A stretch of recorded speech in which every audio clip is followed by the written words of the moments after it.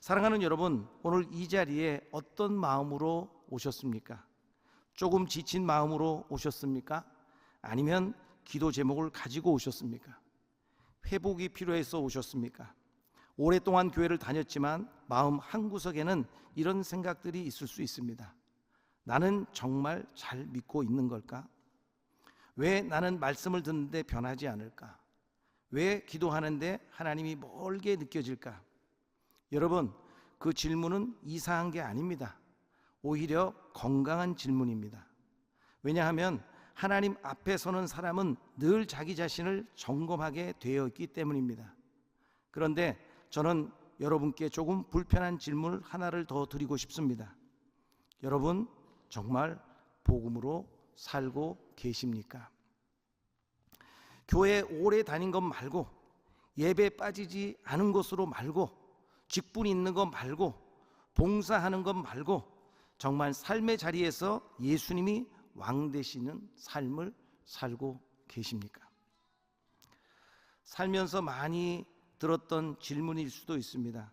저는 오늘 이 시간에 이 질문이 여러분에게 실제가 되고 그 답을 찾아서 참으로 이 마지막 때를 주님과 멋지게 동행하시는 여러분의 삶이 되시기를 소망합니다. 오늘 본문에서 예수님이 던지시는 메시지가 바로 이 질문에 관한 것입니다. 마가복음 1장 15절에 이 말씀은 예수님의 첫 설교입니다. 첫 설교에는 가장 중요한 것이 들어갑니다. 30년을 기다려 첫 사역을 시작하시는 예수님의 첫 외침을 한번 들어보십시오. 때가 찼고 하나님의 나라가 가까웠으니 회개하고 복음을 믿으라. 참 짧지요? 그런데 이 안에 복음 전체가 들어있습니다. 하나님 나라, 회개, 믿음, 그리고 인간이 어떻게 살아야 하는지가 들어있습니다. 오늘 저는 이 말씀을 따라가면서 하나님이 우리에게 무엇을 말씀하시는지 함께 보고 싶습니다. 본문을 다시 보겠습니다. 첫 번째가 뭐냐 하면 때가 찼고입니다. 여기서 때는 헬라어로 카이로스입니다. 단순히 시계의 시간이 아닙니다. 하나님이 정하신 시간, 하나님 계획이 이루어지는 시간입니다. 예수님이 오시기 전 이스라엘은 약 400년 동안 선지자가 없었습니다. 하나님 말씀이 들리지 않았습니다. 침묵, 답답함, 응답 없음. 아마 사람들은 생각했을 것입니다. 하나님이 우리를 버리셨나? 혹시 하나님이 안 계신 건가? 그런데 하나님은 쉬고 계신 게 아니었습니다. 준비하고 계셨습니다. 로마 제국이 길을 만들고 있었습니다. 헬라어가 공용어가 되고 있었습니다. 복음이 퍼질 환경을 하나님이 미리 만들고 계셨습니다. 여러분, 보이지 않는다고 하나님이 일하지 않는 게 아닙니다. 침묵한다고 하나님이 떠나 있는 게 아닙니다. 혹시 여러분 가운데 그런 분이 있습니까? 하나님, 왜 이렇게 오래 기다리게 하십니까? 왜 우리의 가정은 안 변합니까? 왜 기도했는데 그대로입니까? 저희 솔직한 고백인데요, 일본 선교하면서 그런 생각할 때가 종종 있습니다. 여러분 아시다시피 일본 선교는 쉽지가 않습니다. 사람 마음이 쉽게 열리지 않습니다. 눈에 보이는 변화가 느립니다. 때로는 하나님 정말 일하고 계십니까? 되묻게 될 때도 있습니다. 그런데요, 그럴 때마다 하나님께서 늘 보여주셨습니다. 내가 보지 못했을 뿐이지 하나님은 일하고 계셨다는 것을요. 일본인 청년들을 전도하기 위해서 기숙사를 하며 지금 함께 살고 있습니다. 밥도 해줘야 하고 무엇보다도 삶의 모든 것들이 투명하게 다 드러나기 때문에 쉽지 않습니다. 제 목소리 들어보시면 아시겠지만 약간 허스키하고, 제가 지금 목소리를 되게 조그맣게 내고 있는데 제가 목소리가 좀 커지면 꼭 화난 사람 같습니다. 저희 기숙사에 들어오는 조건 중에 하나가 있습니다. 아침도 주고 저녁도 줄 테니 주일 예배 성수하겠니? 라고 묻습니다. 그리고 들어올 때 사인을 하고 들어옵니다. 그래서 혹시나 아프거나 급한 일이 생기지 않으면 주일날 꼭 예배를 참석합니다. 그런데 혹시나 어떤 사정이 있어서 나오지 못한 친구가 있다면 그 한 친구를 위해서 주일 저녁에 기숙사 예배를 한 번 더 드립니다. 그런데도요, 변하지 않는 청년들을 대할 때 참 지칩니다. 그럴 때마다 하나님께서는 작은 열매들을 통해 위로해 주시고 하나님께서 일하고 계심을 보여주십니다. 할렐루야. 여러분, 씨앗 심으면 바로 열매를 맺습니까? 아니죠. 땅 위는 참 정말 조용합니다. 그런데 땅 아래에서는 뿌리가 자라고 있습니다. 저와 여러분의 삶도 그렇습니다. 기도도 그렇습니다. 교회도 그렇습니다. 선교도 그렇습니다. 다 당장 눈에 보이지 않지만 하나님은 지금도 일하고 계시는 것입니다. 믿으시는 분만 아멘 하시죠. 그래서 여기서 멈추면 안 됩니다. 왜냐하면 때가 찼고라는 말에는 위로만 있는 것이 아닙니다. 경고도 있기 때문입니다. 하나님은 오래 참으십니다. 그런데 영원히 기다리시지는 않으십니다. 노아 시대를 보십시오. 120년 기다리셨습니다. 그리고 노아의 방주의 문을 닫으셨습니다. 더 이상 기회는 주어지지 않았습니다. 사랑하는 여러분, 혹시 하나님이 오래 말씀하셨는데도 계속 미루고 있는 순종이 있으십니까? 용서해야 하는데 미루고, 회개해야 하는데 미루고, 헌신해야 하는데 미루고, 우리는 생각하곤 합니다. 나중에 하지 뭐, 아니면 좀 더 편안해지면 하지. 그런데 성경은 밝히 말씀하고 있습니다. 보라, 지금은 은혜 받을 만한 때요, 보라, 지금은 구원의 날이로다. 아멘. 오늘이 이 기회일 수 있습니다. 오늘이 돌아갈 시간일 수 있습니다. 바로 오늘이 다시 시작할 시간일 수 있습니다. 그래서 하나님은 지금 말씀하십니다. 때가 찼다라고 말씀하시면서 이제는 저와 여러분에게 말씀하십니다. 미루지 말라고 말씀하십니다. 사랑하는 여러분, 오늘 하나님이 여러분 마음에 말씀을 하시는 것이 있다면 이번 사경의 가운데 오늘 마지막 날이 아니겠습니까? 순종하십시오. 미루지 마십시오. 집에 가서 하시겠다고 말씀하시면 안 됩니다. 지금 이 시간 하셔야 합니다. 왜냐하면 하나님은 지금도 우리를 부르고 계시기 때문입니다. 본문 다시 보시겠습니다. 예수님은 이어서 말씀하십니다. 두 번째가 뭐냐면 하나님의 나라가 가까이 왔으니 라고 말씀하고 계십니다. 여러분, 예수님이 이 말씀을 하셨을 때 유대인들은 깜짝 놀랐을 것입니다. 왜냐하면 그들은 늘 하나님 나라를 기다렸습니다. 그런데 그들이 기다린 하나님 나라는 어떠한 나라였습니까? 강한 나라입니다. 로마를 무너뜨리는 나라입니다. 힘 있는 나라입니다. 눈에 보이는 왕국이었습니다. 그런데 예수님은 전혀 다른 하나님 나라를 말씀하셨습니다. 하나님이 말씀하시는 하나님 나라는 어디에 가는 장소가 아니라 누가 다스리는가의 문제였습니다. 하나님의 통치가 있는 나라인 거죠. 그래서 하나님 나라는 죽어서만 가는 곳이 아닙니다. 지금 저와 여러분 하나님 나라에 들어가 계신 것입니다. 오늘 우리의 삶 가운데서도 시작될 수 있습니다. 여러분의 삶의 왕은 누구십니까? 우리는 쉽게 대답합니다. 예수님입니다. 교회에서 질문하면 90% 이상의 답이 예수님이라면서요. 그런데 정말 그렇습니까? 조금 더 깊이 들어가 보겠습니다. 돈 쓸 때는 누가 왕입니까? 화가 날 때는 누가 왕입니까? 자녀 문제 앞에서는 누가 왕이 됩니까? 억울한 일 당했을 때는 누가 왕입니까? 미래가 두려울 때는 누가 왕입니까? 그런 순간에 우리의 민낯이 다 드러나게 되어 있습니다. 내 삶의 주관자, 왕이 누군지 말입니다. 많은 사람은 예수님을 왕으로 모시기보다 도움 주는 분 정도로 생각합니다. 힘들면 찾고, 문제 생기면 기도하고, 불안하면 붙들고. 그런데 상황이 다시 좋아지면 다시 내가 왕이 됩니다. 여러분, 복음은 예수님을 내 인생에 추가하는 정도가 아닙니다. 복음은 내가 왕자에서 내려오는 것입니다. 너무 쉬워 보이는데 이 어려운 이유가 뭔지 아십니까? 우리는 태어날 때부터 왕처럼 살고 싶어 합니다.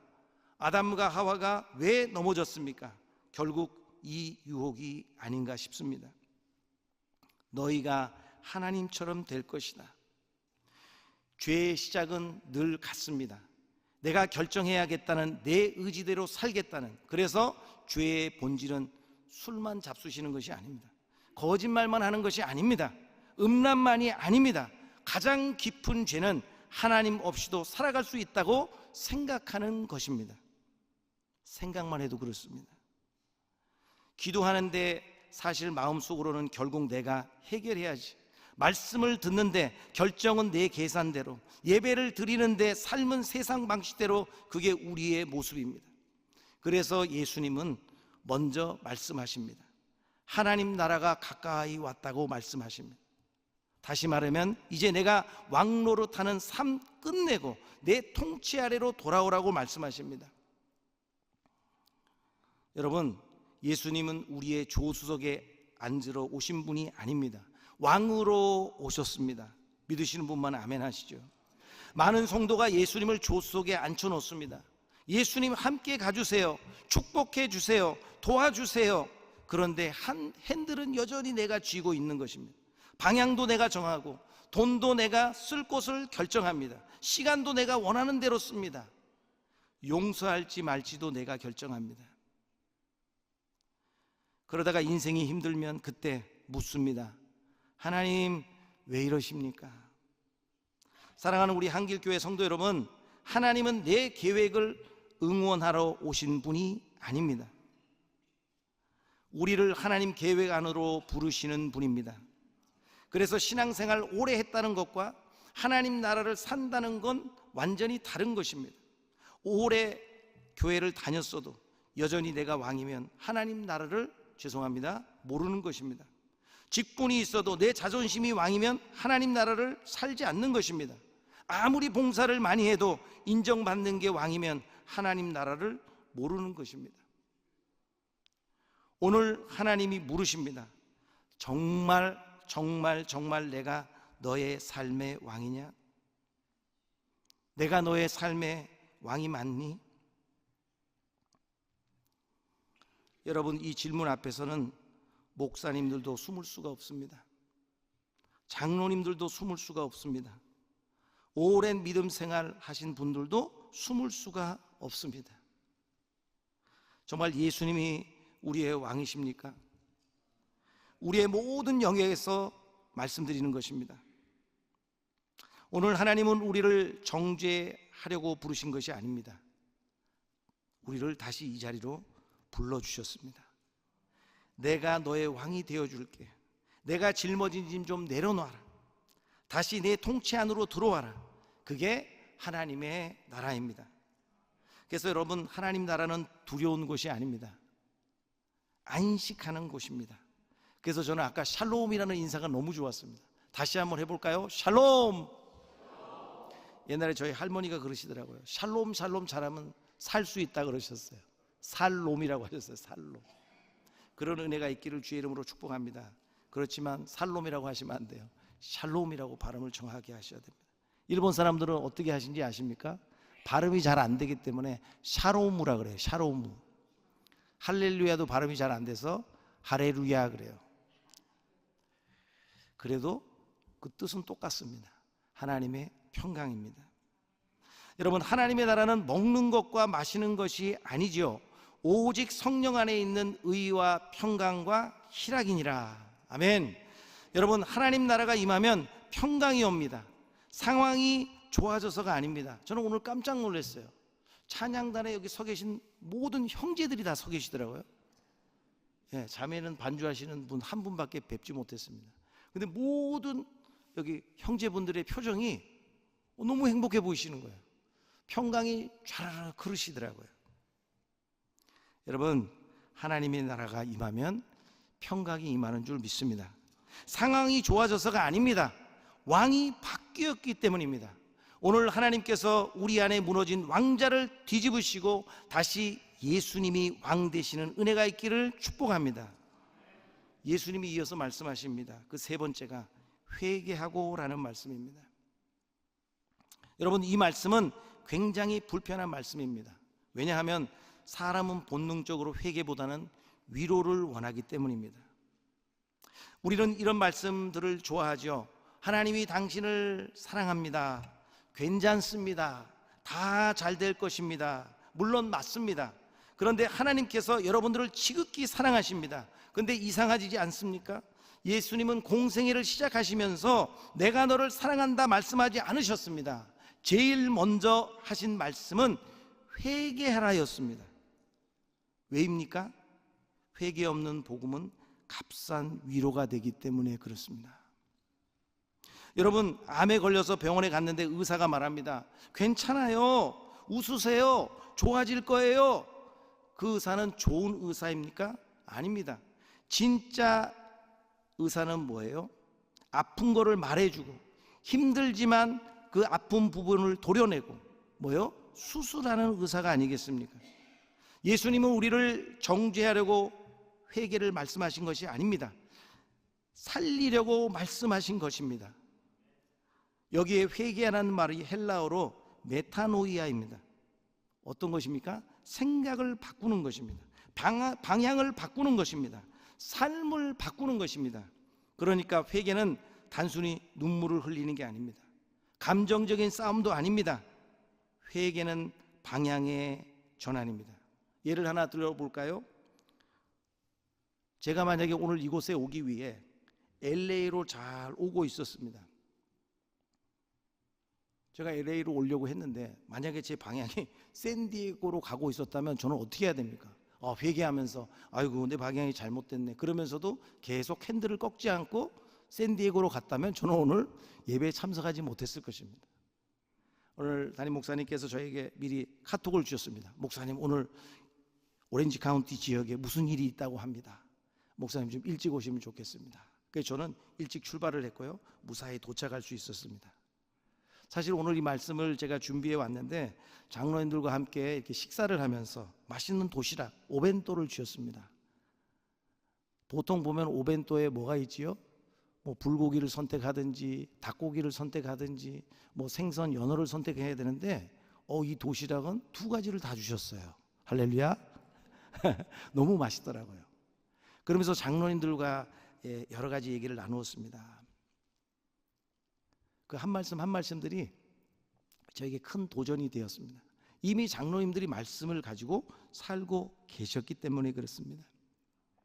여러분, 회개는 후회가 아닙니다. 돌이키라는 것입니다. 리턴하라는 것입니다. 성경을 한번 보십시오. 여러분, 유다도 후회했습니다. 베드로도 울었습니다. 근데 차이가 뭐예요? 유다는 그냥 자기 가던 길 절망으로 그냥 갔습니다. 근데 베드로는 예수님께로 부끄럽지만 갔습니다. 회개는 주님 제가 틀렸습니다 에서 끝나는 것이 아닙니다. 회개는 주님께로 방향을 돌리는 것입니다.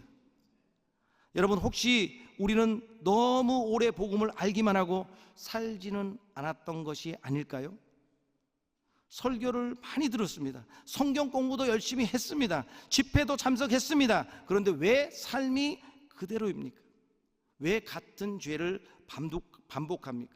왜 같은 두려움이 있고, 왜 같은 자존심이 있고, 왜 같은 상처가 몇 년 동안 같은 자리에 우리는 있을까요? 여러분, 이 질문은 좀 불편할 수 있습니다. 그렇지만 오늘이 사경의 마지막 날이니까요. 여러분, 오늘 이 불편하지만 이 사경의 이 질문 앞에 한번 서 보십시오. 혹시 우리는 회개 없는 신앙생활을 너무 오래 해온 것은 아닐까요? 하나님 앞에서 울기는 했는데 방향을 안 바꾸고 계속 그 길로 달려가고 있지는 않는지요? 기도는 했는데 결정은 내가 하고 예배는 드렸는데 삶은 여전히 내 뜻대로입니다. 여러분, 그것은 회개가 아닙니다. 여러분, 예수님은요, 우리를 조금 더 착한 사람 만들려고 오신 게 아닙니다. 복음은 낡은 자아를 조금 수리하는 정도가 아닙니다. 복음은 죽고 다시 사는 것입니다. 죽는 것을 얘기합니다. 내가 그리스도와 함께 십자가에 못 박혔나니 그런즉 이제는 내가 사는 것이 아니오 오직 내 안에 그리스도께서 사시는 것이라. 이제 내가 육체 가운데 사는 것은 나를 사랑하사 나를 위하여 자기 자신을 버리신 하나님의 아들을 믿는 믿음 안에서 사는 것이라. 아멘. 여러분, 누가 못 박혔습니까?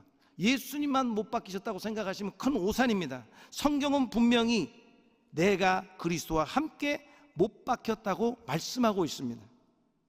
내 내 자존심, 내 고집, 나의 왕됨, 인정받고 싶은 마음, 욕심 다 못 박힌 것입니다. 근데 저와 여러분들은 어떻습니까? 예수 믿고 오래됐는데 자존심이 참 잘 안 죽더라고요. 조금만 불편한 말을 들어도 상처받습니다. 이거 여러분들 얘기하는 제 얘기예요. 인정받지 못하면 힘듭니다. 또 남과 비교합니다. 또 섭섭해합니다. 왜 그렇습니까? 아직 내가 살아있기 때문에 그렇습니다. 제가 어느 선교사님의 이야기를 들은 적이 있습니다. 누가 심하게 자기를 비난한다고 그렇게 말씀하셨습니다. 근데 그분이 이렇게 얘기하더라고요. 목사님, 그런데요, 죽은 사람은 상처받지 않습니다 라고 얘기하시더라고요. 저는 처음에 듣고 좀 충격이었습니다. 나도 죽었는데? 나는 막 뚜껑이 열리던데. 그런데 그 선교사님은 죽었다고 말씀하셨습니다. 여러분, 맞습니다. 십자가에서 죽은 사람은 인정받으려고 애쓰지 않습니다. 죽은 사람은, 십자가에서 죽은 사람은 비교하지 않습니다. 자기가 옳다고 우기지 않습니다. 우기고 싶은 자기를 부인하고, 인정받고 싶은 자기를 부인하고, 자기의 옳음도 내려놓고 왕이신 주님의 뜻을 구하는 것입니다. 뭐라고요? 나는 죽었고 예수 생명으로 다시 살았다고 말씀입니다.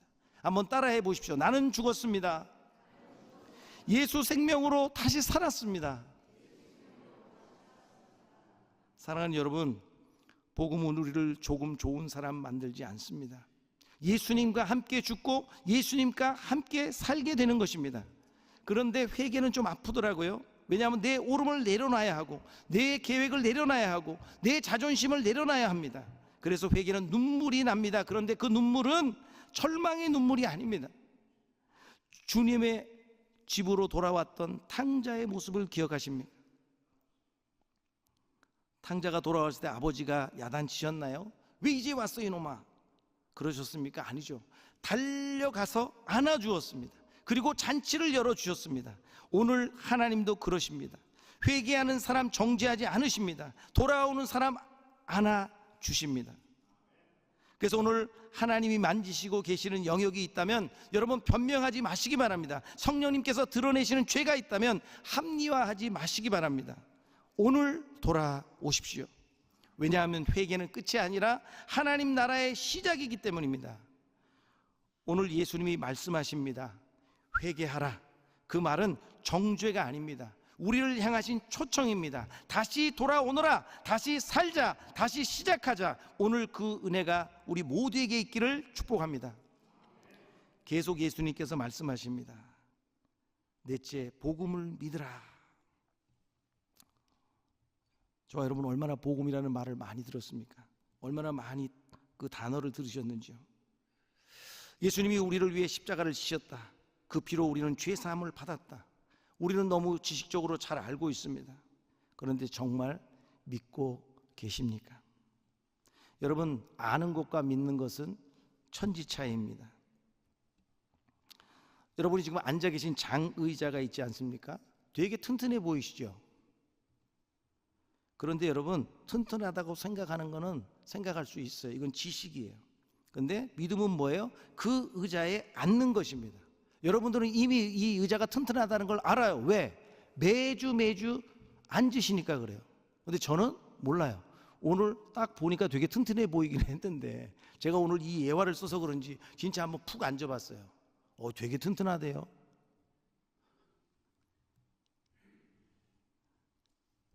여러분, 그런데요, 우리는 말합니다. 하나님 믿어요. 그런데 돈과 문제 앞에서는 하나님보다 더 통장이 크게 보이던데요. 왜 그렇습니까?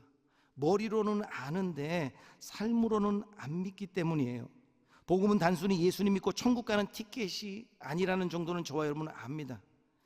복음은 왕이 바뀌는 사건이에요. 이전에는 내가 왕이었는데 이후에는 예수님이 왕이 되시는 것입니다. 그래서 복음은 우리 삶 전체를 흔들어 놓습니다. 돈 쓰는 방식이 바뀝니다. 시간 쓰는 순서가 바뀝니다. 관계를 맺는 방식이 바뀝니다. 상처를 다루는 방법이 바뀝니다. 왜요? 내 마음의 왕자의 왕이 바뀌셨으니까. 그분이 원하시는 대로 우리는 삶을 살기를 원하기 때문에 그렇습니다.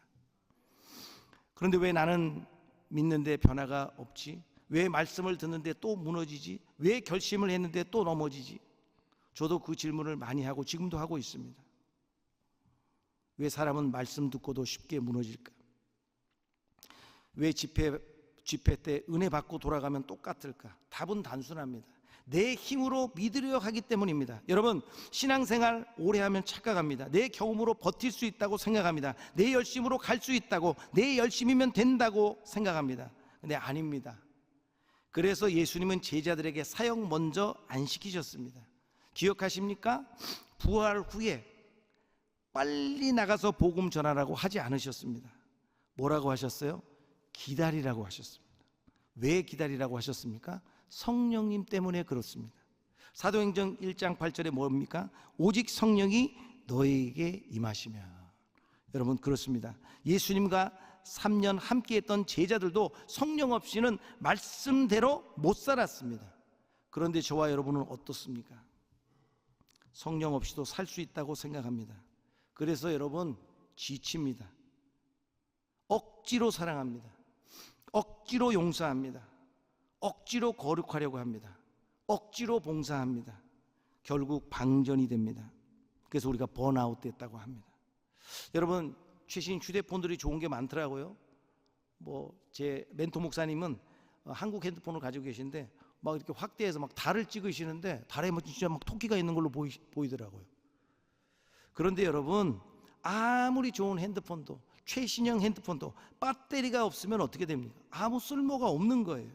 교회 오래 다녀도, 말씀만이 알아도, 사역을 많이 해도 성령 없으면 결국 우리가 믿는 신앙이 아니라 종교가 된다는 사실입니다. 여러분, 가장 무서운 사람이 누군지 아십니까? 저와 여러분의 아내가 아니고요, 하나님 모르는 사람이에요. 근데 하나님 모르는 사람보다 더 무서운 사람은 하나님 이야기는 하는데 하나님 없이 사는 사람이 제일 무서운 사람입니다. 여러분, 삼손을 기억하시죠? 성경이 기록하고 있습니다. 삼손은 힘 떠났는데 몰랐다 그랬어요. 하나님께서 떠나신 줄 알지 못하였더라. 분명히 성경은 말씀하고 있습니다. 저는 이 말씀을 읽을 때 되게 떨렸습니다. 혹시 우리도 예배는 드립니다. 봉사도 합니다. 직분도 있습니다. 그런데 성령의 실제는 없습니다. 말씀을 들어도 찔림이 없고, 기도를 안 해도 별로 갈급하지 않고, 죄 지어도 마음에 찔림이 없고, 그러면 위험한 상태입니다. 사랑하는 한길교회 성도 여러분, 하나님은 오늘 우리를 정죄하라고 부르신 것이 아닙니다. 저와 여러분을 사랑하셔서 다시 살리시기 위해 부르셨습니다. 믿으시는 분만 아멘 하십시오. 그래서 하나님은 말씀하십니다. 이제는 내 힘으로 살지 말아라. 성령을 의지해라. 내가 내 안에서 살겠다. 사랑하는 여러분, 복음의 시작은 의외로 여기서 시작됩니다. 주님, 저는 못합니다. 그 고백, 그리고 다음 고백은 뭐예요? 성령님 도와주십시오. 주님이 하셔야 합니다. 그때부터 신앙이 살아납니다. 말씀이 살아 움직입니다. 찬양을 하게 됩니다. 눈물이 납니다. 기도가 의무가 아니라 숨이 됩니다. 예배가 행사가 아니라 하나님을 만나는 장소가 됩니다. 왜 그렇습니까? 성령이 실제가 되기 때문입니다. 그래서 진짜 복음은 지식을 늘리는 게 아닙니다. 예수님이 실제가 되는 것입니다. 오늘 다시 성령님께 구하십시오. 성령님 살려주십시오. 말씀이 실제되게 해주십시오. 예수님이면, 복음이면 충분한 사람 되게 해달라고 기도하셔야 합니다. 오늘 그 은혜가 우리 가운데 있기를 축복합니다. 복음의 삶은요, 말씀과 기도가 실제되는 삶이에요. 사랑하는 여러분, 예수님을 믿는다고 말하면서도 왜 많은 성도가 지치고, 왜 쉽게 흔들리고, 왜 오래 믿어도 자라지 못할까요? 여러 가지 이유가 있겠지만 저는 가장 큰 이유 중 하나가 이것이라고 생각합니다. 말씀을 듣고 말씀으로 살지 않기 때문입니다. 히브리서 4장 12절에 말씀합니다. 하나님의 말씀은 살아있고 활력이 있다고 말씀합니다. 저와 여러분 지금 살아있는 하나님 말씀 듣고 계시죠? 그러면 오늘 집에 갈 때 차도 드시고 뛰어가시기를 바랍니다. 날아가시길 바랍니다. 성경은 여러분 죽은 책이 아닙니다. 정보나 주는 책이 아닙니다. 살아있습니다. 이런 농담 들어보셨죠? 주일날 교회 오실 때 성경을 딱 가지고 왔다가, 저는 이렇게 열려있는 성경인데 이게 지퍼 달린 성경 있잖아요. 그 집에 가셔가지고 또 진열장에다 딱 꽂아 놓으시고 주일날 올 때 싹 빼오시는 분 이 자리에는 안 계시겠죠. 그랬더니 성경이 어느 날 제발 내가 숨 쉴 수 있게 열어놔도 달라고 얘기했다는 얘기가 있습니다.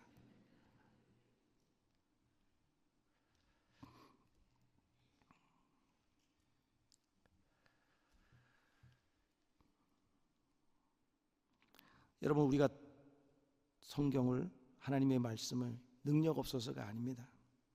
우리가 듣고 끝나기 때문입니다. 오늘날 설교가 얼마나 많습니까? 유튜브를 켜면 긴 것부터 짧은 것까지 얼마나 잘 올려놨는지 모르겠습니다.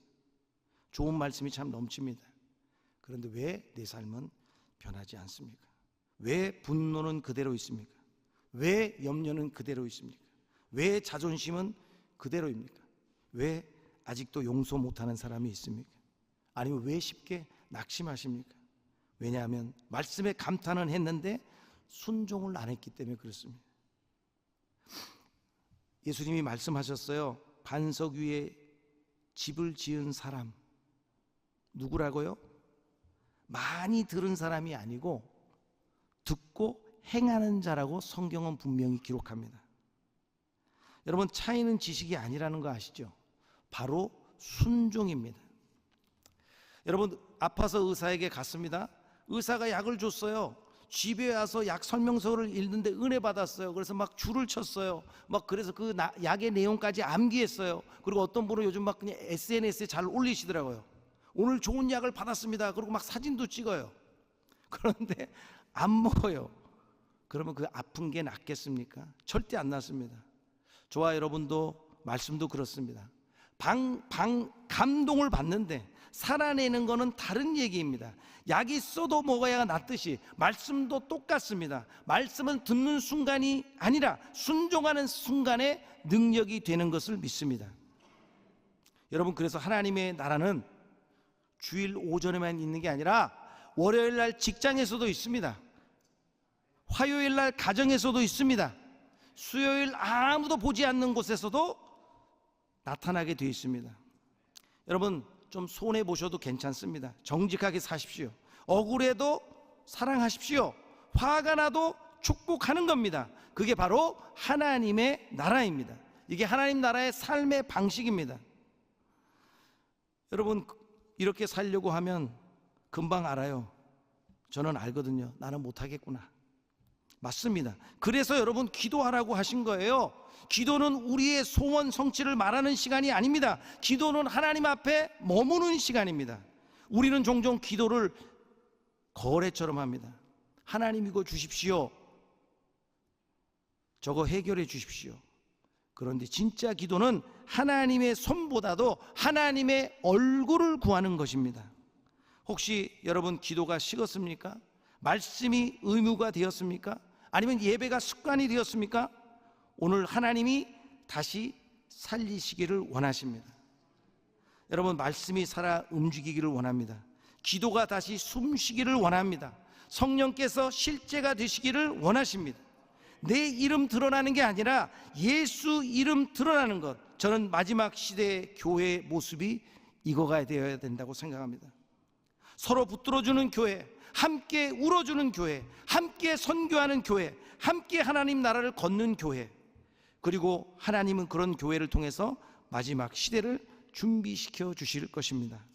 사랑하는 한길교회 성도 여러분, 여러분의 기도, 여러분의 헌신, 여러분의 섬김이 작아 보일 수도 있습니다. 그런데 하나님 나라에서는 결코 작지가 않습니다. 어쩌면 여러분이 흘린 눈물이 일본의 누군가를 살릴 것입니다. 여러분이 드린 기도가 다음 세대를 살릴 것입니다. 여러분이 순종한 헌신 하나가 열방 가운데 복음의 문을 열어주실 수 있습니다. 그러니까 여러분, 포기하지 마십시오.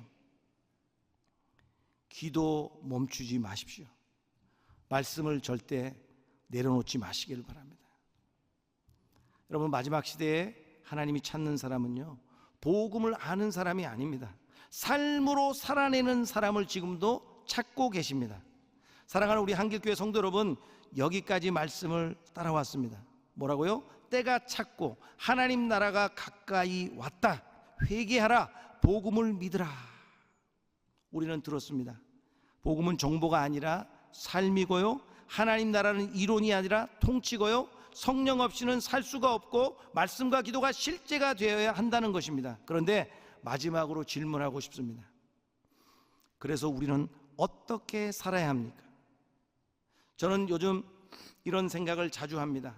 정말 마지막 시대 같다는 생각을 합니다. 세상은 점점점 빨라지고 있습니다. 사람들은 연결되고 있는데 외로워합니다. 정보는 넘치는데 진리는 희미해지고 있습니다. 교회는 있는데 하나님을 실제로 경험하지 못하는 사람들이 많아지고 있는 지금 그런 시대입니다. 그런데 저는 믿습니다. 하나님은 마지막 시대마다 늘 한 사람을 찾으셨습니다. 노아 시대에 노아 한 사람, 바벨론 시대에 다니엘 한 사람, 에스더와 바울. 항상 하나님은 다수를 먼저 찾지 않으셨습니다. 살아내는 한 사람 한 사람을 찾으셨습니다. 여러분, 하나님은 오늘도 묻고 계십니다. 누가 내 말을 진짜 믿고 살 것인가?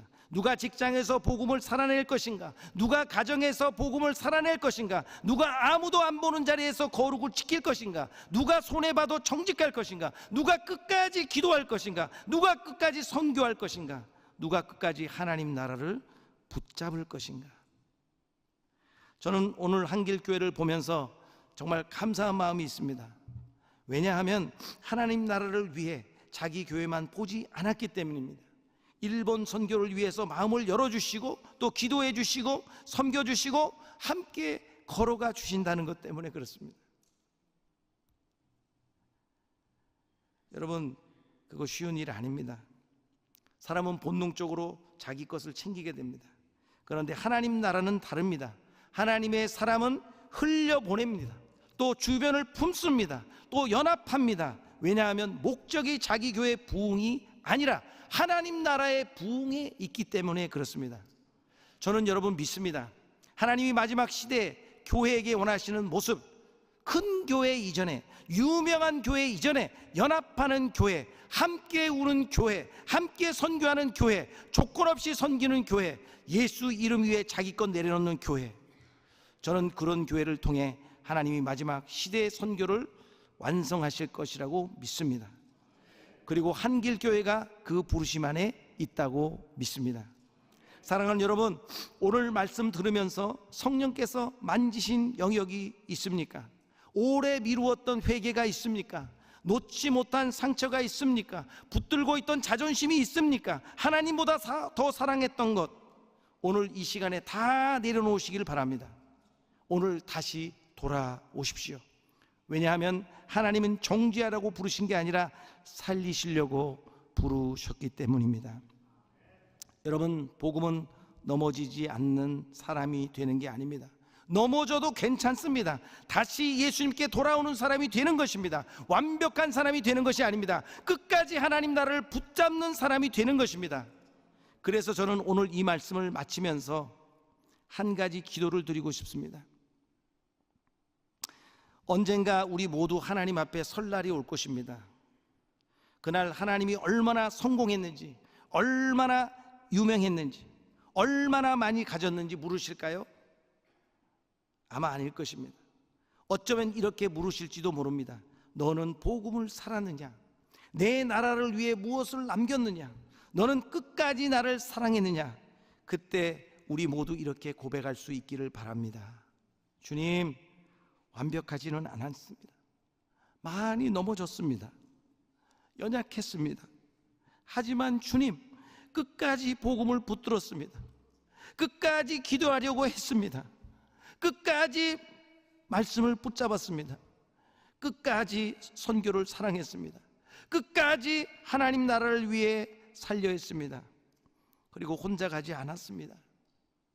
함께 울고 함께 기도하고 함께 선교하며 함께 하나님 나라를 걸었습니다. 이 고백이 우리의 마지막 고백 되시기를 주의 이름으로 축복합니다. 사랑하는 한길교회 성도 여러분, 이번 사경회가 좋았던 집회로 끝나지 않기를 바랍니다. 잠깐 뜨거운 시간으로 끝나지 않기를 바랍니다. 우리 안에 말씀이 살아있고 기도가 살아있고 회개가 살아있고 성령의 실제가 살아나고, 그리고 한길교회가 마지막 시대 가운데 복음을 하는 교회가 아니라 복음을 살아내는 교회, 하나님 나라를 말하는 교회가 아니라 하나님 나라를 드러내는 교회, 혼자 걷는 교회가 아니라 함께 하나님 나라를 걷는 교회 되기를 주님의 이름으로 축복합니다. 그리고요, 일본을 위해서 또 열방을 위해서 다음 세대를 위해서 하나님 나라의 완성을 위해서 끝까지 함께 연합하며 걸어가는 교회 되기를 예수의 이름으로 축복합니다. 기도하겠습니다.